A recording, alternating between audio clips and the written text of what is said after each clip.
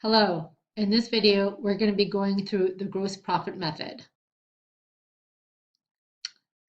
So for many companies in certain situations, they have so many stores or so much inventory that it's really difficult or impossible to physically count the inventory that they have on hand at the end of an accounting period.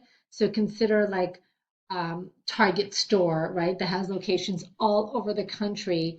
It would be a monumental task to have to count inventory in every single store and to count every single item in every single store. And also trying to track the cost of each of those items is nearly impossible. So companies have developed methods for estimating their ending inventory, and the gross profit method is one of those methods. And it's also known as the gross margin method, and it's useful when we like it when we have to estimate inventory, right? When we can't actually count our inventory. If if we have inventory that's lost, destroyed, or stolen, and we have to estimate what is the value of that inventory that was lost, destroyed, stolen, we can use the gross profit method there. We can use it for estimating the inventory and cost of goods sold for interim reports, so we don't have to do a physical count. So think of a publicly traded company that they have to um, do a 10Q, a quarterly financial statement. They don't want to do a quarterly inventory count. And then auditors also use the gross profit method to test the reasonableness of the inventory amounts that are on their clients' books. And also companies use it in their budgeting and forecasting. So we know that when we are calculating an ending inventory and cost of goods sold, here's our usual method. We have our beginning inventory, which is from our accounting records, plus our net purchases of inventory gives us what's called our goods available for sale. Then we subtract the ending inventory from a physical count, right, equals the cost of goods sold. The gross profit method also takes your beginning inventory plus net to get your goods available for sale, but it just switches these two. It just says if you take your goods available for sale and subtract your cost of goods sold, which we will estimate, then we can have an estimated ending inventory amount. You've seen this slide before in previous videos about the cost flow of inventory. So it's just when we take our beginning inventory plus our purchases, we have merchandise available for sale, or also cost of goods available for sale. And from that amount, we split it into ending inventory and cost of goods sold. So whatever amount goes into cost of goods sold, the remainder goes into ending inventory and vice versa, right? So if you can estimate one of those, then you can estimate the other. And that's what the gross profit method does. So let's look at an example. And it says, suppose a company began the year with inventory of 600,000 and in March a warehouse fire destroyed the entire inventory. Company records indicate the net purchases of 1.5 and net sales of 2 million prior to the fire. And it tells us the gross profit ratio in each of the previous 3 years has been very close to 40%. So I just want to go to the previous slide and kind of break this down. It says we have beginning inventory of 600,000. So here, this is what the problem tells us. Our beginning inventory is 600,000. Then it says we have net purchases of 1.5. So plus 1.5, right? And so that gives us, when we add those two up, we have cost of goods available for sale for $2.1 million, right? So here's our 2100. And then what we have to do, I'm going to just erase this, is we have to allocate, if we want to find out an estimate for our ending inventory or our cost of sales, this 2.1 needs to be allocated between these two categories. And so what it tells us is the net sales were $2 million prior to the fire, and the gross profit ratio has been very close to 40%. So here's where we're at for the previous slide.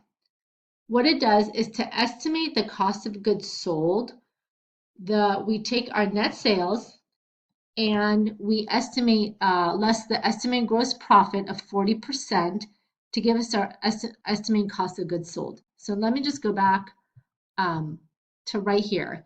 So we know that one of our other formulas is net sales minus our cost of goods sold equals our gross profit. So if we have net sales of $2 million is what the problem tells us, and if we can figure out one of these other items what the gross profit is, then we can calculate where our cost of goods sold is. And it tells us that the gross profit ratio for the previous 3 years has been close to 40%, which means that when we look at our sales minus cost of goods sold is gross profit, right? The $2 million minus something, it says that our gross profit is 40%. So for every dollar of sales, we make a 40% gross profit. So what you do is you take the 2 million times 40% is $800,000. So your gross profit is 800,000, which means that your cost of goods sold must be $1.2 million, right? Because 2 million minus 1.2 is 800,000. So if I go back up here, right, this is my 1.2, I can estimate based on the gross profit margin that the cost of goods sold is 1.2. So if my total merchandise available for sale is 2.1, my cost of goods sold is 1.2, that must mean that I can estimate my ending inventory will be $900,000. So let's go back to the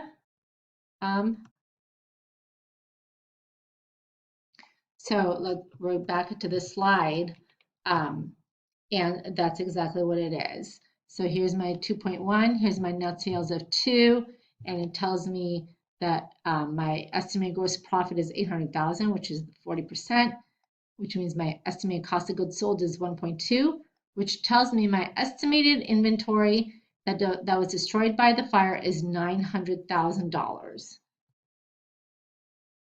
So there are some drawbacks to the gross profit method, which some of which may be really big. One of the key points that the gross profit method relies on is a reliable gross profit ratio.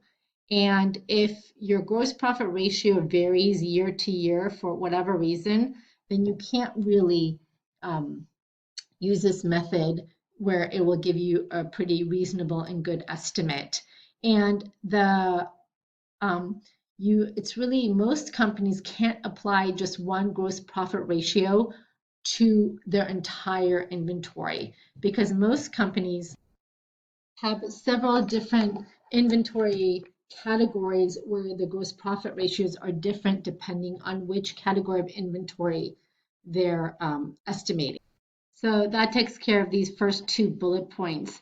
Another issue with the gross profit method is that the company's cost flow assumption, meaning to use LIFO, FIFO, or weighted average, needs to be considered when you're estimating the gross profit ratio, because it will be different depending on which cost flow assumption. And actually, so let's just say if prices suddenly drop this year, right, and you're using LIFO, then the gross profit ratio from prior years might not make sense because your cost of goods sold this year will be much lower than last year.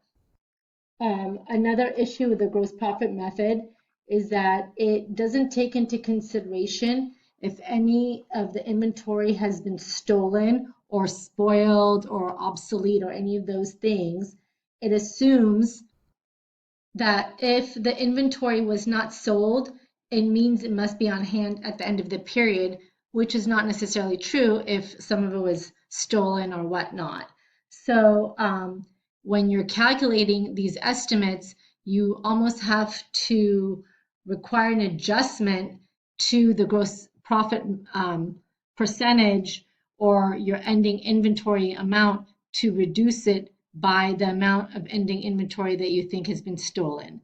And because of all these issues with the gross profit method, they under GAAP, you cannot use the gross profit method for estimating your ending inventory number at the end of the year, for year end. It can only be used for the interim reports, which are the 10Q.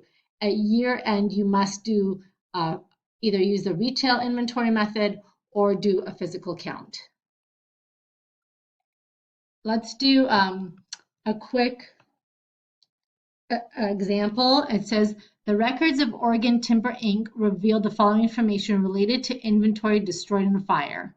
We're told that the inventory at the beginning of the year is 900 and purchases to date of the fire is 480 and the net sales is 1.3 and the gross profit ratio is 30. So we know our cost of goods available for sale is going to be our beginning inventory plus our purchases to date of fire, which is 900,000 plus 480. So that gives us 1.380 of cost of goods available for sale. And we have to separate that between our ending inventory and our cost of goods sold. So for that, we're going to estimate our cost of goods sold, and then we can estimate our ending inventory. So we're told that our sales are 1.35 and the and that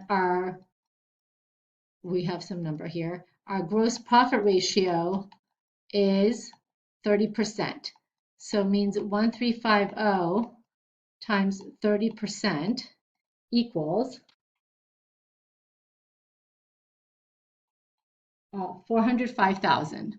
So, which means our gross profit is 405,000, which means that our cost of goods sold is 945,000.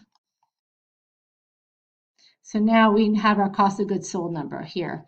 This is 945,000. So if our total cost of goods available for sale is 1.38, and of that 945,000 is cost of goods sold, that must mean that our ending inventory number,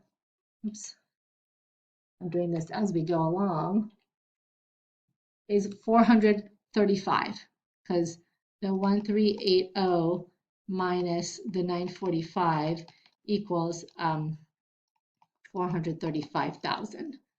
So, and there we go. That's the right answer.